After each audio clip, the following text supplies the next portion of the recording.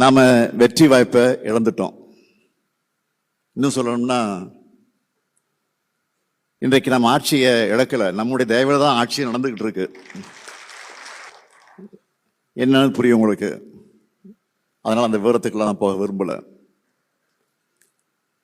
இது போன்ற தோல்விகளை என்னை போன்ற சீனியர்கள் நிறைய பார்த்திருக்கிறோம். ஆனா இளைஞர்களான உங்களுக்கு பெரிய வருத்தத்தை தந்திருக்கு. திமுக ஆளுங்கட்சியாக வர முடியாதது கூட பரவாயில்ல, நம்ம தலைவரை வெற்றி பெற முடியாம போனதுதான் ரொம்ப வருத்தமா இருக்கு. இது தாங்கிக்கவே முடியலன்னு நிறைய பேர் பேசுறத பார்க்கிறேன்.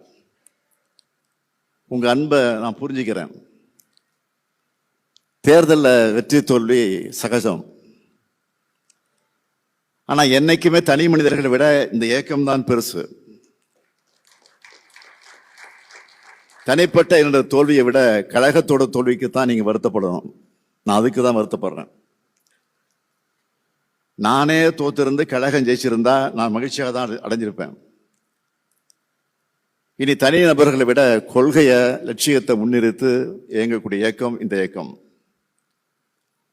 ஸ்டாலின் என்பவன் வெளியில தெரிகிற முகம்தான்.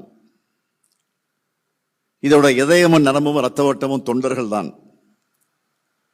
எனக்கு இருக்கக்கூடிய வருத்தம் எல்லாம் என்ன தெரியுமா? திமுகவால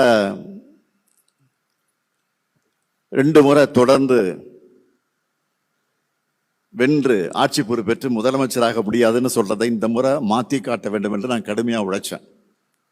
நான் மட்டும் இல்லை, என்னை போல நீங்களும் உழைச்சிங்க. உறக்கம் இல்லாம உங்களை எல்லாம் உழைக்க வச்சோம். அது நடக்கலையே என்ற வருத்தம் தான் எனக்கு இருக்கு. என்னுடைய அனுபவத்திலிருந்து சொல்லுகிறேன், அரசியல்ல மேடு பள்ளம் வரும், ஏற்றம் இறக்கம் வரும். இன்னும் சொல்லணும்னா, நாம் பார்க்காத வெற்றியும் இல்லை, நாம் பார்க்காத தோல்வியும் இல்லை.